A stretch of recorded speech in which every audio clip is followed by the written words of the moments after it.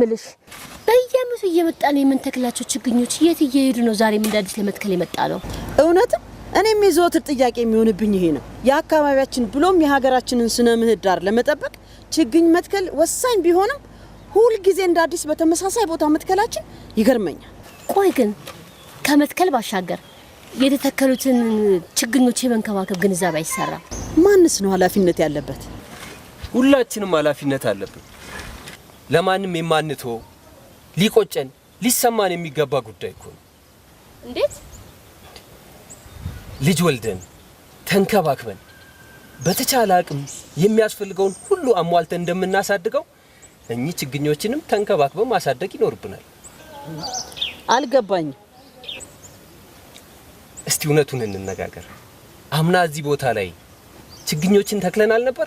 አዎ ተክለን። ስለዚህ ባለፈው አመት ከተከልናቸው ምን ያህሉ እንደጸደቁና እንዳልጸደቁ ተመልከቱ። በሚገባ የኔና ያልሚን ጥያቄ እኮ ይሄ ነው። ከጥያቄነት ባሻገር ትላንት የተከልናቸውን ችግኞች በአግባቡ ባለመንከባከባችን ያጣናቸው ዛሬ መማሪያ ሆነውን አሁን ለምንተክላቸው ችግኞች የወደፊት እድገት የራሳችንን ውሳኔ መወሰን ይኖርብናል። ምን አይነት ውሳኔ? በኃላፊነት ዛሬ የተከልናቸው ችግኞች ህልውና ላይ መወሰን ማለት ነው እኮ። እንዴ? ከመትከል ባሻገር ችግኞችን በየጊዜው የመንከባከብ የራስ ትልቅ ውሳኔ። እንዴ? ግን አይከብድም? በጭራሽ። ከወሰኑ የሚከብድ ነገር የለም።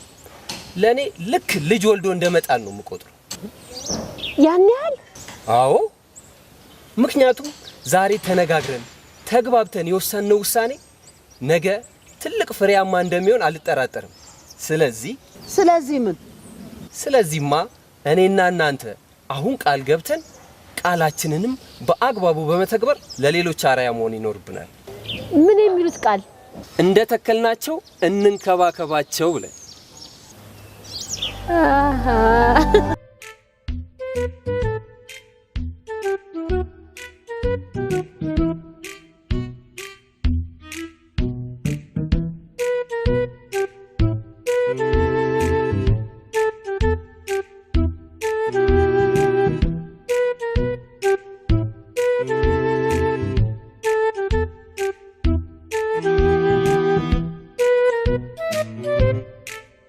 Thank you.